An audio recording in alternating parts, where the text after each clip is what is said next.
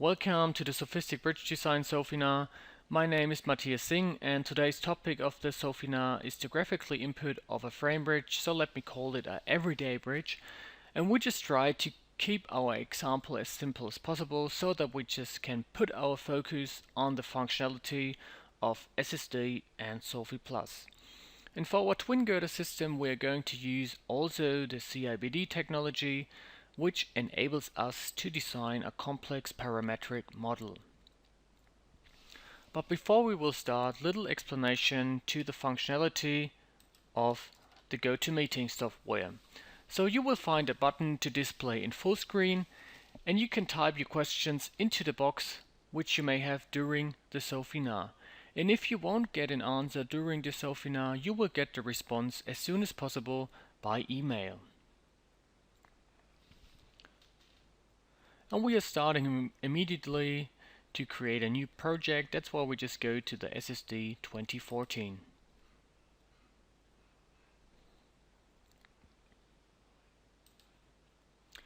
The title of our project will be Sofistic Bridge Design, and the name of the database will be FrameBridge. Then I also would like to choose another directory, and then we just go further to the design code. We're going to use the Eurocode number 2, but without a national annex. But of course you've got the option to take the national annex in the first drop-down menu, where you can choose the national annex by taking the national flag. In the third drop-down menu you can choose the part of the Eurocode which will be road bridges, and then we just also switch from 2D slab to 3D FEA system, which we're going to need for our frame bridge. I would like to choose a other drawing unit, so at the moment everything is in meters, or I have to draw everything in meters. And I would prefer taking the unit set so that I can draw my sections in millimeters and the system in meters. And now we just created the database for our project, and now we're just also in the SSD, and at the left side hand you can see the task tree of SSD.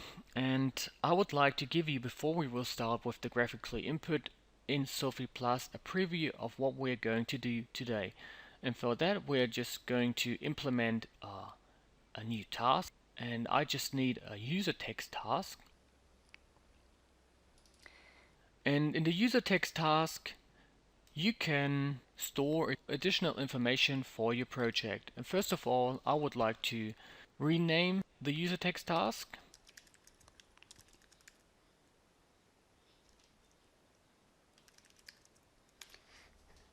And if I just make a double click on it, I can open the user text task, can write information or additional information for your project, and you also can upload pictures. And I already just prepared a picture of our bridge, what we are going to do today.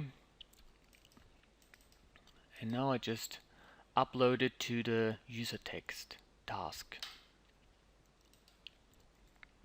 So that's what we're going to do today. That's a single span bridge, and you can see that we are also going to create abutments and pile profiles. And you also can see that we just have here a nice arc, and for the arc we're just going to need the CIBD technology, or we're going to use the CIBD technology. And you can see that we also just have gray areas, and the gray areas are non-effective parts, what we're also going to implement in our cross section. And then I just confirm the user text task. So we just go further and go to Sofi Plus X to start with the graphical input.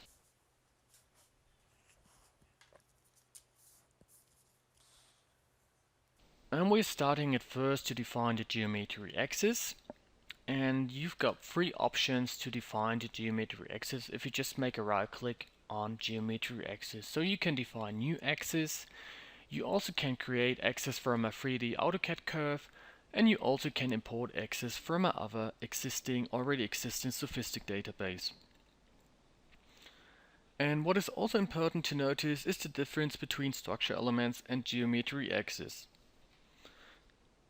So we are going to place later on, to use the CRBD technology, we are going to put the structure elements on the geometry axis, and if we just going to change the geometry parameters, the structure elements will automatically change so that we don't have to redefine them again, what I would like to show you later on.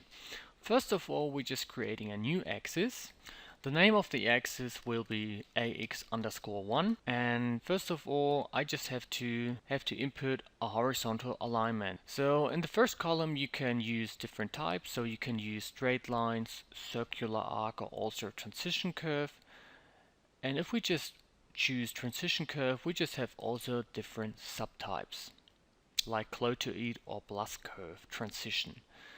But to keep our example simple, we are going to use a straight line. And the length of our geometry axis will be 50 meters, and the length of our bridge will be 24 meters. And we are just going to place the bridge in the middle of our geometry axis, so that in case of alterations, I can easily implement additional abutments, for example, at the beginning or the end of the bridge.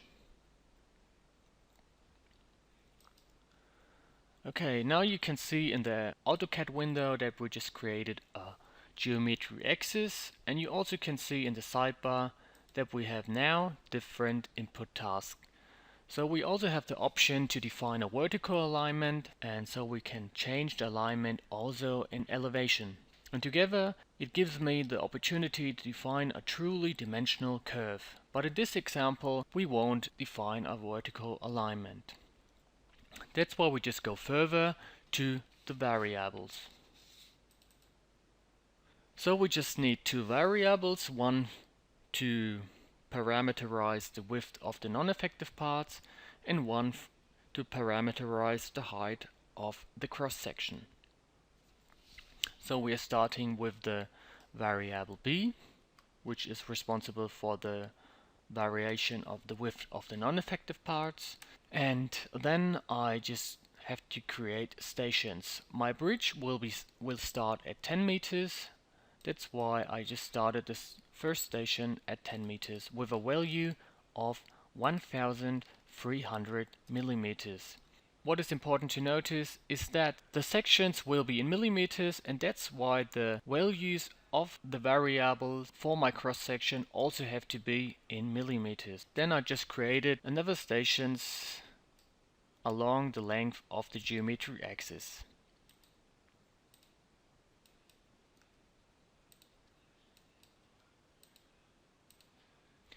And I also just changed the value.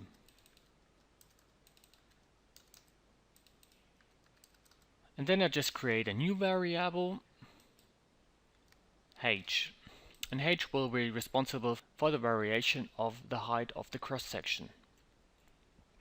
And we only need 3 stations, so one at the beginning, one at the middle of the bridge, and one at the end of the bridge. The height of the cross section will start with 2000 millimeters.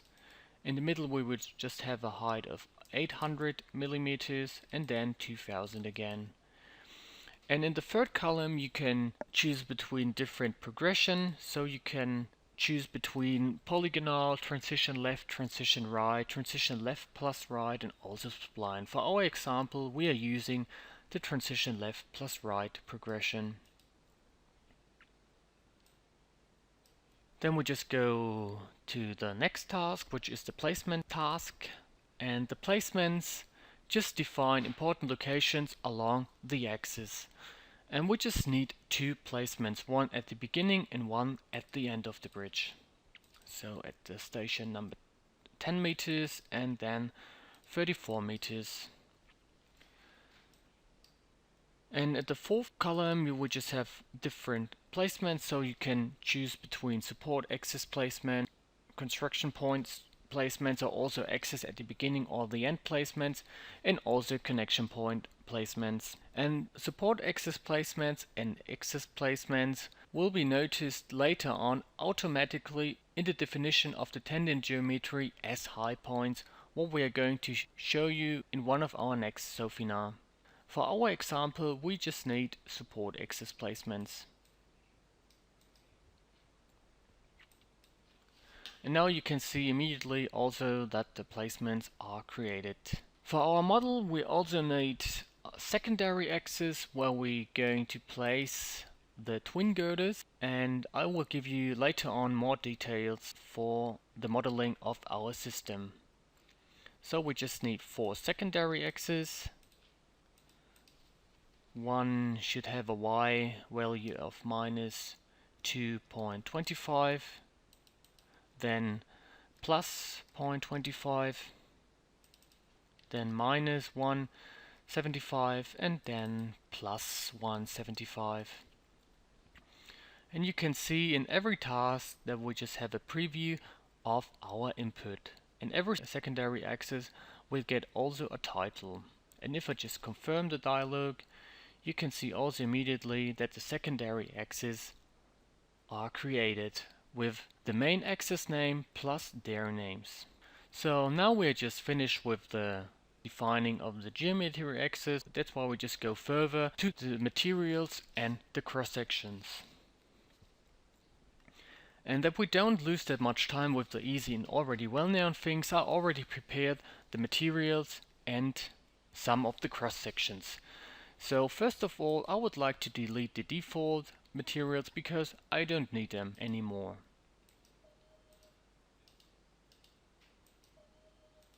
And then I'm just going to import the other materials from my other already prepared database. And now I just can add them easily to my database. Then we just go to the cross sections, and I would like to import some of them also to my database.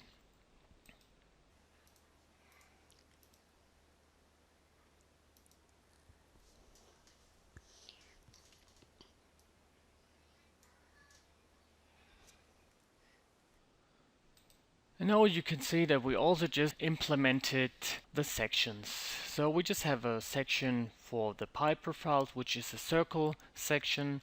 Then we just have a rectangle section for the abutments, and I already prepared one of the twin girders. And I would like to show you how to create the other twin girder. So if you just make a right click, you have just 3 options. So you can create a new standard section, a new solid section, or also new thin wall section. And for our twin girder, we're just going to use the new solid section, reinforced concrete. I would like to give my cross section a name, which will be cross section girder B, and then I'm just going to import the variables from the axis, which will be B and H. And now you can see that we are in the cross-section editor, and in the cross-section editor you can create cross-sections of any shape and any material. We just have to draw the cross-section in millimeters. And that we don't spend that much time with the drawing of the shape of the cross-section, I already prepared the shape of the cross-section in a block. I'm just going to import the shape of the cross-section with the design center of AutoCAD. So that's the design center, and I just have to make a simple click on the block, and then I just can insert the block easily to the cross-section editor. And I also just close the design center again. Now I just place the shape of the cross-section at the origin point. So that's the cross-section, and it's important also to notice that I just placed the shape of the cross-section at the top, so at the origin point. And in Sofistik, distinguishing between eccentric and centric location of an element. And especially in bridge building, the height of the cross-section can vary it. That's why we just use the eccentric location, which is the top of the cross-section. So we are starting at first with the boundary. And if we just make a right click, we just have three options to create boundaries. You can pick lines or curves. You also can draw rectangles or also just make a point and area, which is just in this case the easiest way to create the boundary of our cross section.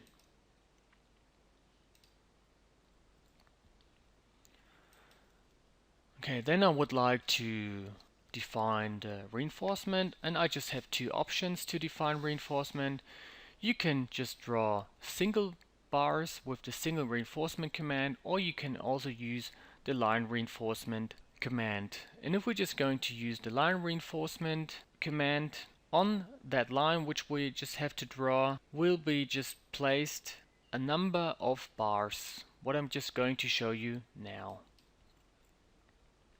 So first of all, we're just starting with the line reinforcement on the bottom of the cross section, which will be in the layer number 1, and I'll also just activate the torsional contribution.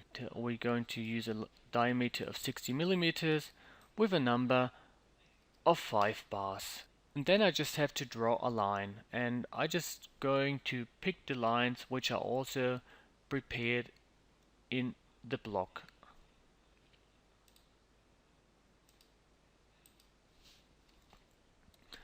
And then I just have to do the same thing for the line reinforcement at the top of the cross section, which will be in the layer number 2, and I also just activate the torsional contribution. I also just take a diameter of 60 millimeters with a number of 15.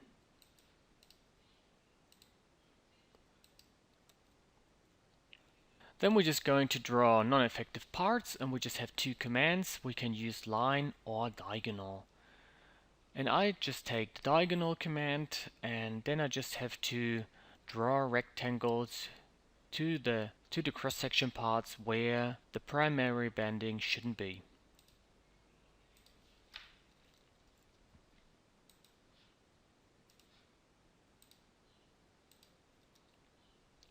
And I also just draw a shear cut.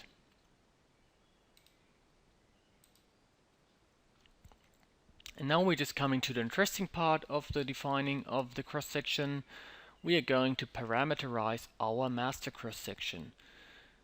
And with the use of the CRBD technology, it's possible to define only one master cross section. So first of all, you can find the commands in the sidebar to parameterize your cross section, and to keep it simple, we are going to use the Cartesian reference. We are starting with to implement it first, the variation of the height of the cross section. So you can see in our command line what we just have to do. So first of all, we just have to specify the constraint point, and then we have to specify the reference point for the horizontal and then for the vertical distance. And I would like to refer to the origin point, and for that there is a trick. So if you just make a double click on the enter key, you can refer easily to the origin point. And then we're going to parameterize the height of the cross section. That's why we just go to the vertical value, and then we just have to toggle the lock, and then just make another click to change the value. And we just have two options. You can use a variable, or you also can use formulas. And for our example, we are using variables, so we just have to use before the variable or the name of the variable are equal, and after that a hash, and then the name of the variable. And then we just have to do the same thing for the other side, and I can copy the reference easily with the copy command of AutoCAD. And because of the height variation of the cross section, the line reinforcement at the bottom of the cross section also have to move. That's why the distance should be always the same in this example, and so we are using Cartesian references. And I'm just going to refer to the vertex of the bottom of the cross section. And now you can see that the concrete covering of the line reinforcement will be always 50 millimeters along the length of the geometry axis of the bridge. And I also just have to do it for the other side. Then we are just going to parameterize the width of the non-effective parts just with the same command with the Cartesian reference. And I also just refer to the origin point. And now we just have to recognize that we have a negative horizontal value, and that's because of the local system. So everything from the origin point to the right hand side is positive, and everything from the origin point to the left side is negative. That's why we also have to use the variable with a minus before.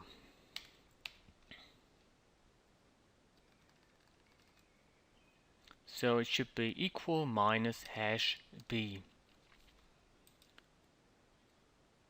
And then I just have to do the same thing for the other side.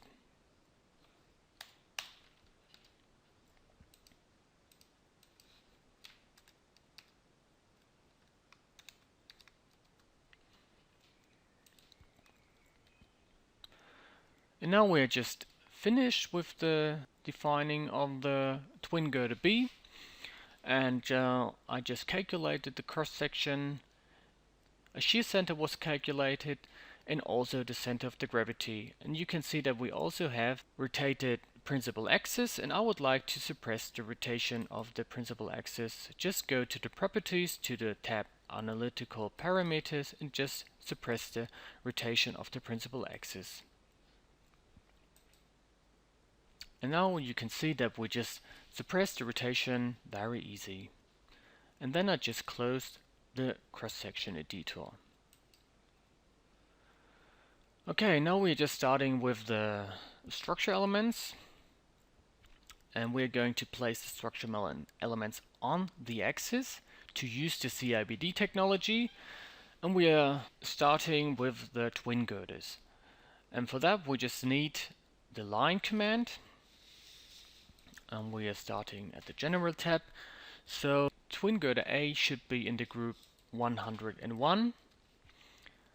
And we are going to use an eccentric beam. And we are starting with A. And we also just changing the maximum edge length along the length of the beam. I'm taking a value of 2 meters. And with a right click on your mouse you just have different options, and to use the CIBD technology it's important to use segment on geometry axis, and then you can place the beam on the secondary axis. And I also just have to do it for the cross-section girder B, which will be in the group 102, and also just with the same settings. I'm placing the beam on the secondary axis B. Okay, so the twin girders will bear the load in longitudinal direction, and I also would like to simulate a flexural and shear capacity. For that we are going to create also our shell element. So the shell element should be in the group 110 with a thickness of 25 centimeters. And I also would like to create a regular mesh, and the alignment of the shell element should be in positive local set. And I also have to implement an orthotropic behavior, because the shell element won't bear any loads in longitudinal direction, it should only transfer the loads in transverse direction. That's why the shell element will have an orthotropic behavior without a membrane and bending stiffness in longitudinal direction, so that we can avoid double stiffness. So we just need a value in local x direction, otherwise we will have numerical problems, and then we just need a value in local y direction of 25 centimeters. And to avoid a double self-weight, we also have to use our concrete, which will be of the material number 5, or I also just turned off the self-weight before what you can do in the properties.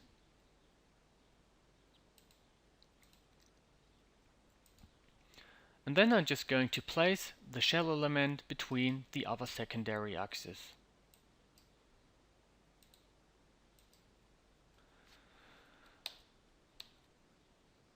And now we have to connect the twin girders and also the shell element. And so we just need additional lines, and the lines will be placed on the secondary axis C and D, which is also the edge of the shell element. And then I just place them on the other secondary axis. And now I just have to connect them rigidly with the line constraint command. And the line constraint should be in the group 110. And then I just have to pick the lines. And also for the other side.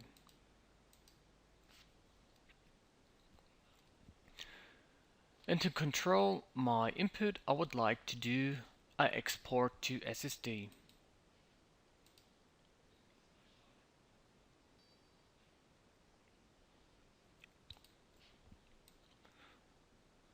So that's our bridge without supports, and you can see that we just created a nice arc, and also you can see that we also parameterize the width of the non-effective parts.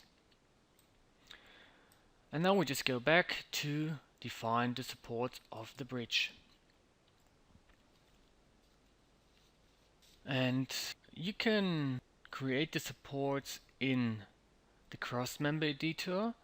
And if we just make a double click on the placements, we just go, and in the cross member editor, or it will be displayed the interpolated cross section along the length of the geometry axis. And in the cross member editor, we are going to define the support of the bridge. So we are starting with the abutments, and for that we just need a line. And the abutment should be in the group number 1, or should be in the group number 10. Then we have to define the cross section, which will be a centric beam with the rectangle section. And we also would like to have a maximum edge length of 50 centimeters. And for the braking forces, we need a bedding.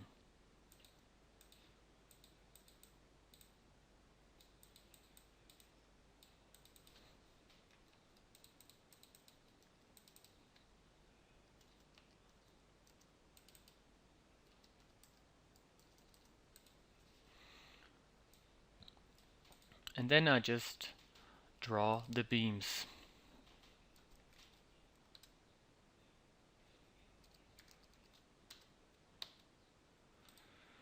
Okay, and now I just have to connect the girders and the abutments. And I'm just going to connect them with a point constraint.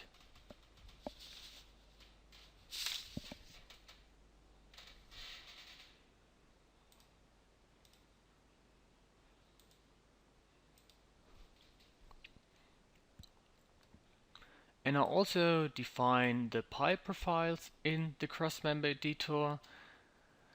And I also need point constraints, which will be in the group number 10, with a length of 2 meters and 25 centimeters. And if you would like to change the settings or to modify the structure elements, you will find for each of the commands modify buttons. So I just forgot to put the constraints for the girders and the abutments to define them. I just forgot to define them in a group. That's why I just take the point constraint modify button and just select the constraints, and then I just can modify the constraints again. So the constraints should be also on the group number 10. And then I just draw the pile profile, and the pile profile should be in the group number 1. And I also just use a centric beam and a circle section. And I also need a maximum edge length along the length of the beam of 1 meter.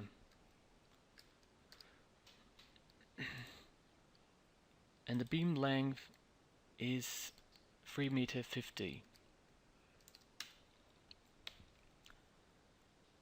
And then I just need a point to define also the supports.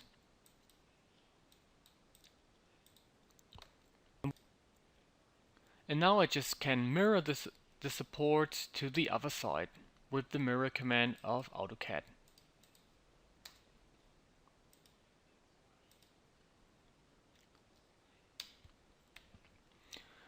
And if I just select everything, you can see tiny icons, and you can read that the supports are linked to the placement P1 on the axis AX1.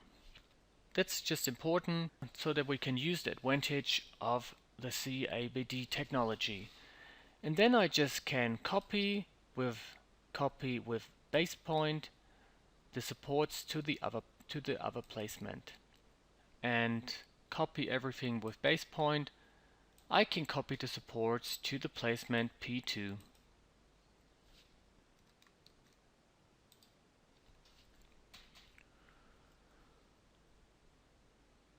And you also can see, if you just select everything, the icons axis, and you can read also that everything is linked now to the placement P2. And then I just close the crossmember detour. Now I would like to show you the big advantage of the CABD technology. If I just change the geometric parameters, so instead of using a straight line, I use a circle arc with a radius of 50 meters.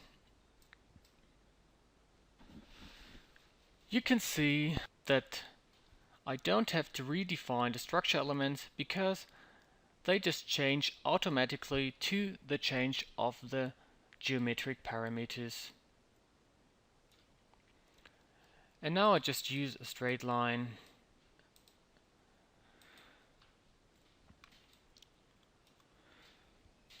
And now I just activated the self weight.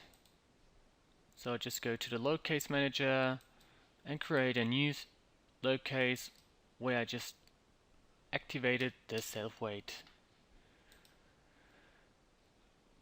And now I would like to export my system to SSD to see it in the animator.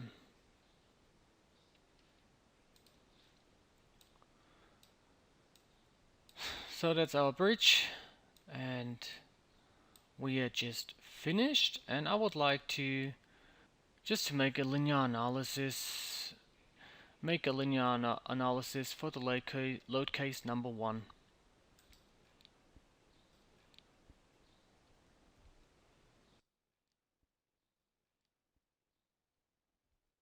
So no errors and warnings, and if I just go to the animator and just activate it, the load case number 1, and you can see that we just have a nice deformation because of the self weight on the bridge. And so we're just finished with the first part, and I would like to say thank you for your attention. I hope you will join us again at the next Sofinar.